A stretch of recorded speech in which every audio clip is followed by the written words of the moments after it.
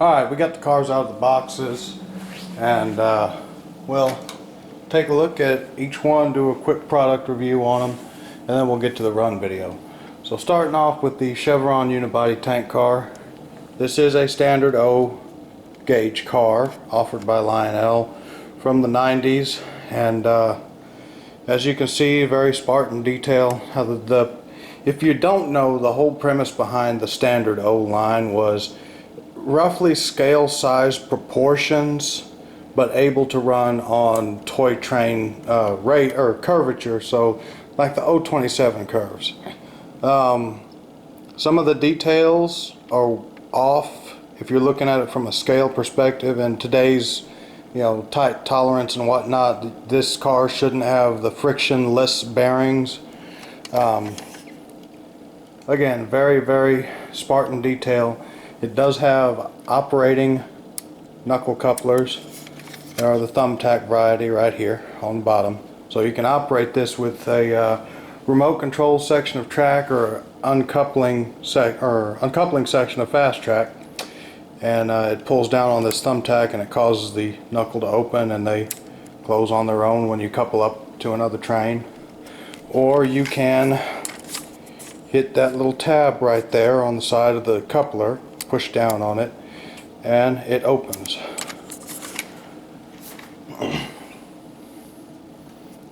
Start off with this.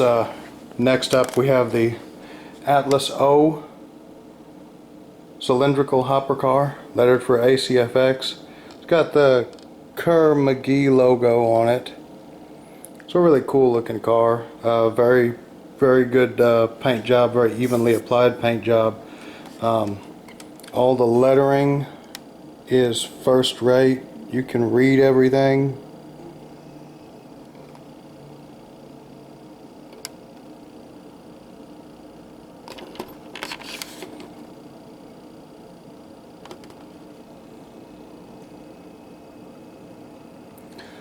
The roof hatches do open. I'm trying to remember which side it is. There we go. All of these roof hatches open and close. The detail on this car is very nice. You can see all the brake rigging and whatnot there.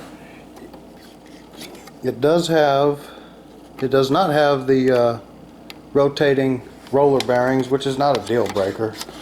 Looking at the underside of the car, you can see pretty minimal detailing, but then again, hopper cars don't really have a lot going on underneath. While we're down here, we'll take a look at the couplers. This is the same thumbtack type of mechanism for the coupler, and you have the uncoupling tab right here. We'll come around to the B end of the car, and you can see a lot of freestanding detail. That's interesting. You can look straight through the car. Alright.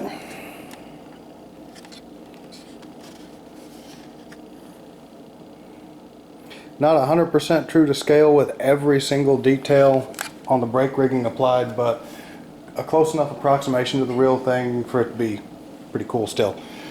Next up we have this Atlas O Trainman hopper, and it is a pretty cool model as well.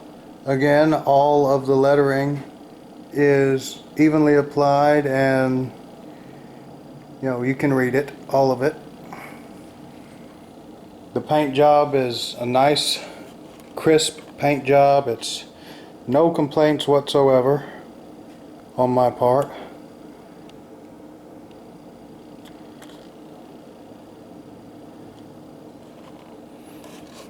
These hatches do not open. I will say that the metal roof walk up top for the brakeman, for accessing the loading hatches, that's a very nice touch. It is separately applied, as you can see there, as are almost all of the other details. Unlike the cylindrical hopper, this car has an air brake hose, which you can see right there. This car also features a hidden uncoupling tab, which will come around underneath the car so you can see it. It's right there, right by my finger. So this right here That serves the same purpose as like the thumbtack on the other two cars. Again, not a whole lot of detailing on the underside, but this is a hopper car. This is not a box car or tank car that's going to have a bunch of stuff going on. I will say one thing that really catches my attention with this car that I really like: rotating roller bearings.